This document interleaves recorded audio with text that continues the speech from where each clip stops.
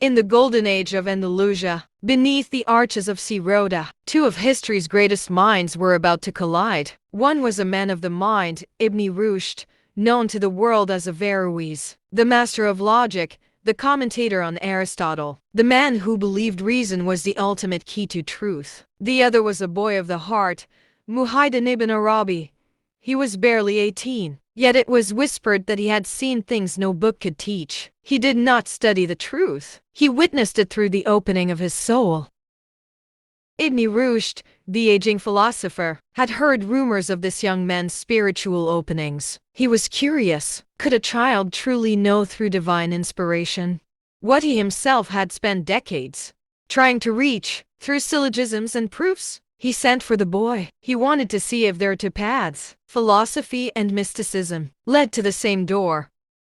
When Ibn Arabi entered the room, the air grew heavy with anticipation. Ibn Rushd rose, his face beaming with affection. He embraced the youth and whispered a single, momentous question. "Yes?" Ibn Arabi replied, "Yes." In that moment, Ibn Rushd's heart leaped with joy. He believed the boy was confirming that the visions of the saints matched the logic of the philosophers. But the silence that followed was broken by a second word. Ibn Arabi looked into the eyes of the master and added, "No."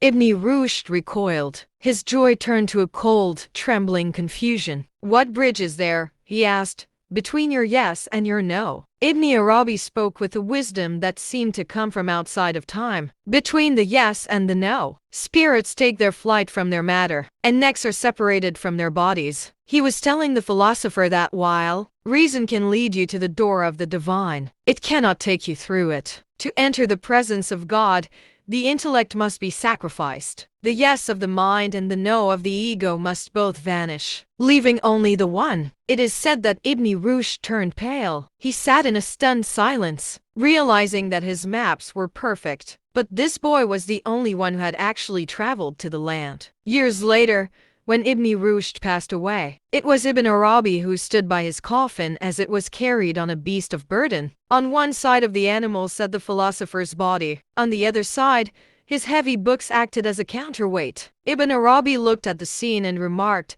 "The master on one side, and his works on the other. Oh, how I wish I knew if his hopes were fulfilled." Ibn Arabi left Sirota soon after, beginning a journey that would take him from the Maghreb to the Hijaz, eventually earning him the title Sheikh al-Akbar, the greatest master. His life serves as a bridge for us all. He teaches us that the mind is a lamp, but the heart is the sun. We use the lamp to find our way in the dark, but once the sun rises, the lamp is no longer needed.